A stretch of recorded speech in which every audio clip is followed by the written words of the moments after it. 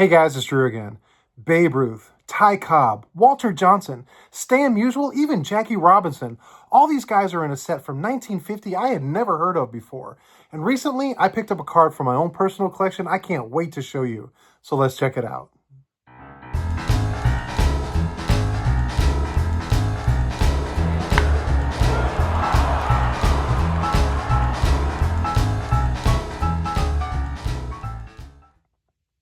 I've been collecting and researching cards for years, and I felt I'm pretty well knowledgeable, but every once in a while I'll come across something I'd never heard of before.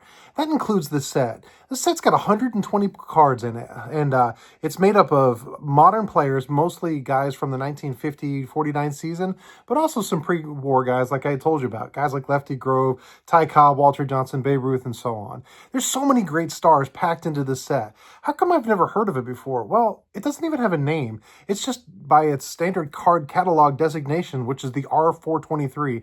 Kind of sounds like a droid from Star Wars, but it's called the R423. That's what it is. So what it is it's kind of undefinable, because what it was is 120 cards were total in the set, and they came in strips of 13 cards that were perforated all together. So would that make it a strip card? Well, not so fast. It's actually designated as a bubblegum card. The reason is because that strip was folded up, put into a little capsule, and then you could buy it in a bubblegum machine. So when you would buy a capsule, you'd get 13 cards that you can separate, or if you had the whole, you could keep them together. But this set is very, very small. And when I say small, I mean, if you could fit 13 cards into a bubblegum capsule, you know they're tiny. So just for comparison, bear with me here. I'm going to show you a couple of things. Now, we know what the standard size card is, and I'm going to show you the Pee Wee Reese. This is last playing day cards from 1958, and you know the standard size of the card. And if you go back a little bit farther, you've got the pre-1957 Topps cards. So this is its 1952 Topps, so a little bit larger than what I just showed you. And you guys pretty well know this.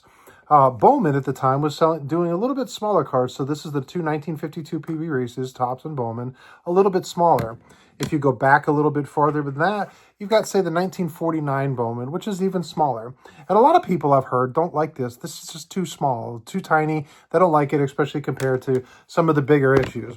Why not take a chance and show off my latest big pickup, but this is a much larger card. Of course, this is the 1952 Coke Tips Pee Wee Reese. So let's compare that in size to the 52 Topps. Much bigger, much larger, okay? Beautiful cards, though. But this is kind of normal. So this is what you would call an oversized card, standard size card, and then you've got, like I said, the Bowman, which is a little bit smaller. But the R423 are tiny. And when I say tiny, I'm not talking about like, if you remember like the 1975 minis, much smaller. If you remember, I think it was 1993, 1992, Topps put out a micro set. They're actually much smaller than that. So I'll give you an example of how small they are. So this is a standard postage stamp, just to give you and this is from the inaugural day of when Cooperstown was opened in 1939. This is a standard size stamp. Just in comparison, I'm going to show you how small compared to a stamp the R423s are. I picked up the Pee Wee Reese, and that is how much smaller it is. It is tiny. And if I give you a really close look, you can picture it. Now, it's the same image that's on the Burke Ross, and in fact, a lot of the cards have the same image. It's kind of got him diving. You can't really see because it's cropped, but he's got his glove outstretched, diving for a ball. And down the bottom, it says Pee Wee Reese, and the card number, and then underneath that, I believe it says ball. It's really hard for me to see. My eyes aren't what they used to be.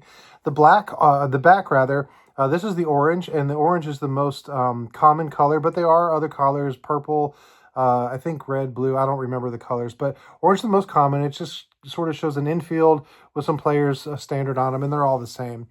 But like I said, this is from the R423 set, and they're really kind of neat.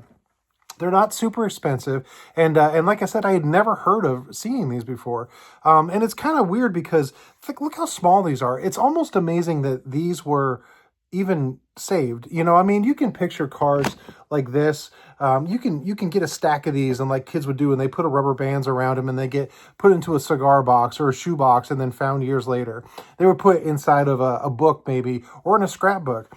But the size of this, I mean, think, how in the world did they keep these? I mean, how many of these were discarded just because they were in the bottom of say a desk or a dresser drawer, and they didn't know what it was? I mean, it looks literally like a tiny scrap piece of paper, but they're really kind of neat. And they've got, like I said, all these different players. So they're not super expensive compared to, say, modern issues. For instance, the Jackie Robinson, if you try to get a 1950 Bowman Jackie Robinson, the price tag would be kind of hefty. You can get this one, I don't know what the prices are, but maybe $200.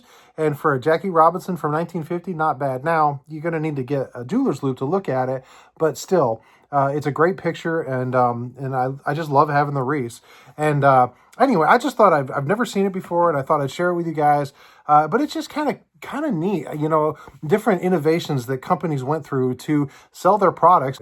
You can find full strips of them occasionally. If you look on eBay right now, there's going to be some listed. Neat. Again, like I said, not super expensive. So maybe you can find a player from your favorite team, maybe your favorite player. Maybe this is a way for you to get an old pre-war player that's still in a vintage era.